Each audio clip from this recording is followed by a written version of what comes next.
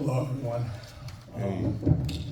First, I want to take my hat off to the Georgetown team.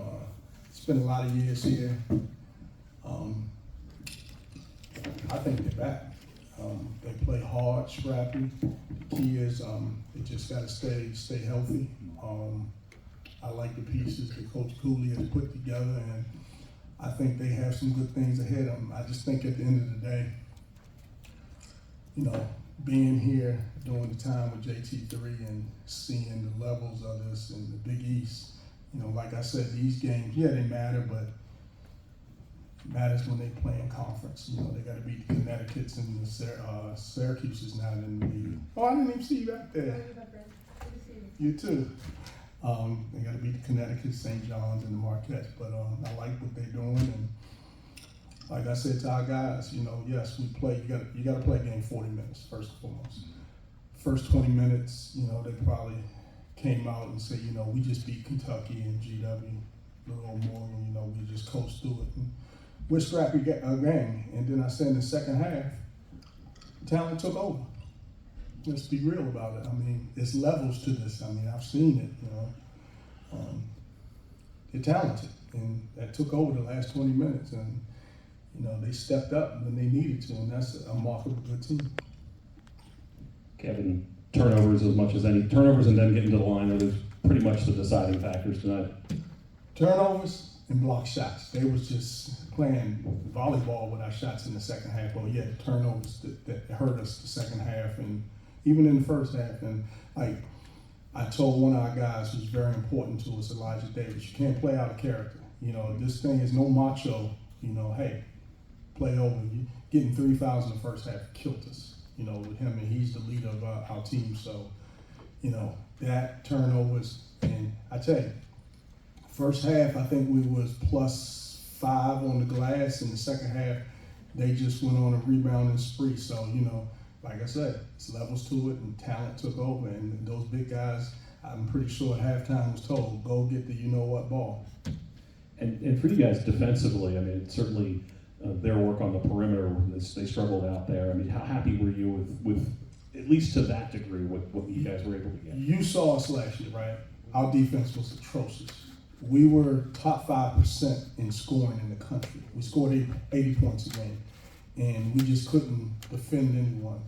That's been an emphasis the whole preseason, and our team is leaps and bounds better defensively this year because we have guys that put the effort, energy, and the everything into defending, and I think it paid off. You know, to hold that team to 15% from three and only 43% for the game from the field. That's pretty good. It was 38 the first half. Our defense was good. It's just the second half rebounding. You know, the size hurt us, and let's be real. I keep saying the talent.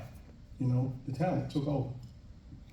Do you think your zone might have stunned them a little bit in the first half? Gave you a couple possessions out of it? Yeah, you know, it helped us. You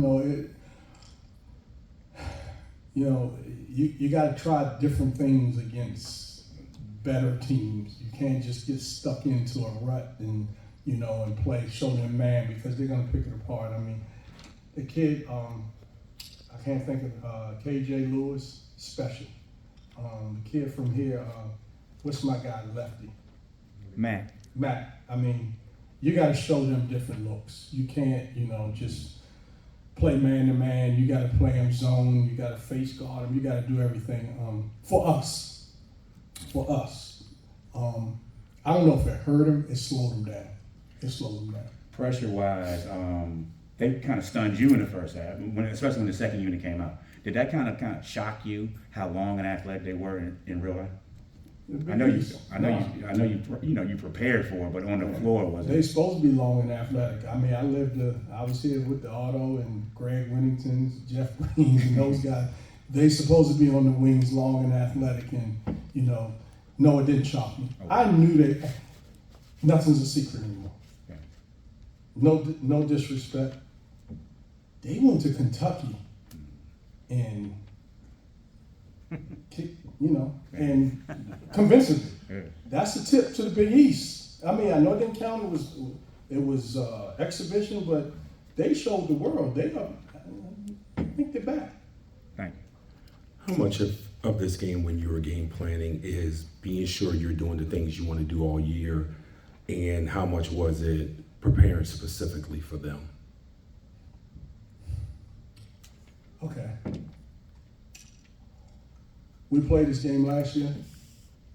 We lose by 50. My whole thing was, okay, we got to defend and we got to play within ourselves.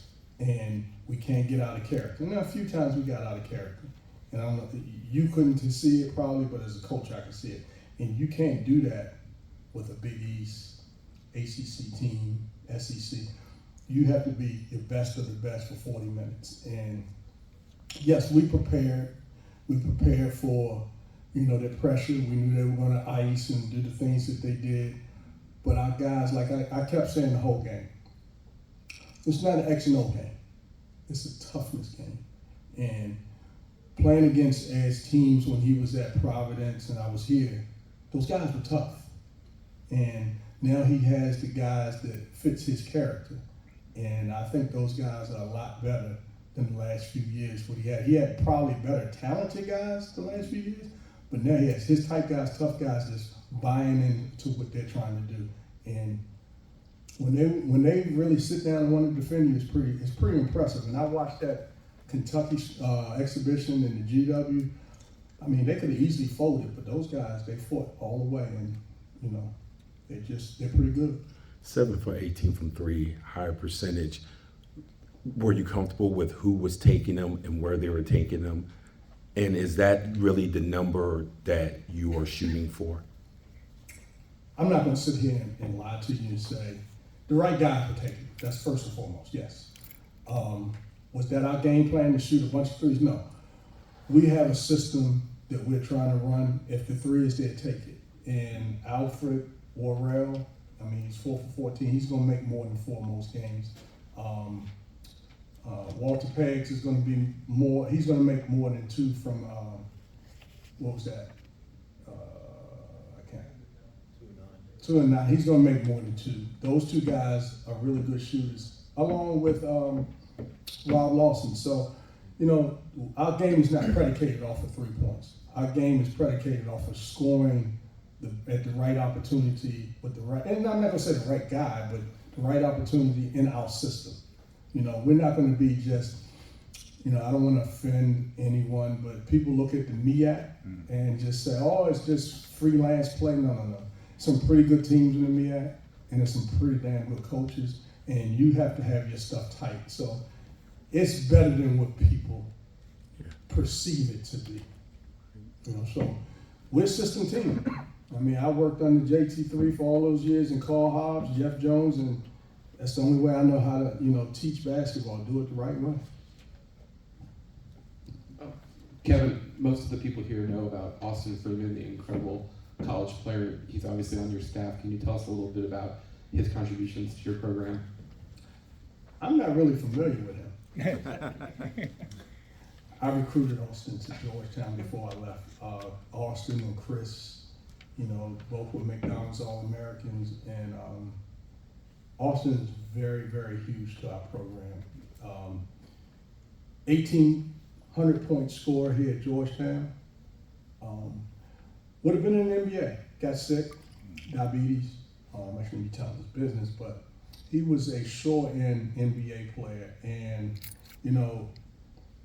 when in this business, when you have the opportunity to give back. So when I recruited Austin and those guys, it wasn't sexy to go to Georgetown.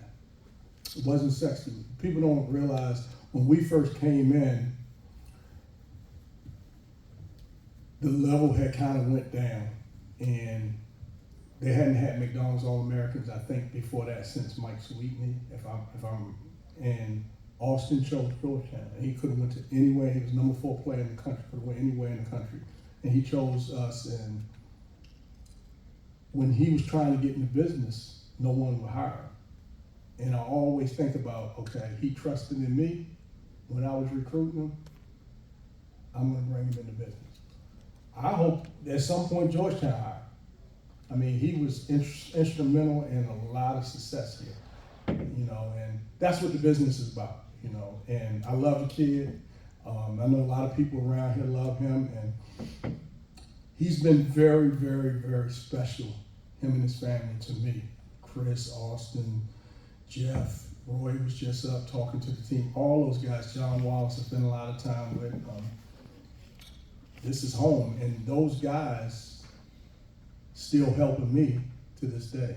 And, you know, I'm just thankful for guys like Austin and those guys that, you know, stuck around. And it's our duty to help these guys. It's not just those 4 years when they're here playing for you. We always say when we're recruiting, this is a 40-year decision, not 4 years. So after those 4 years was done, we wasn't done with him. He came with me, coach called me, said, "Are you gonna really hire him?" I said, "Yeah." And the only experience he had was AAU, but he's been perfect for us. And he should be at this level at some point. Thanks, Coach. Thank y'all.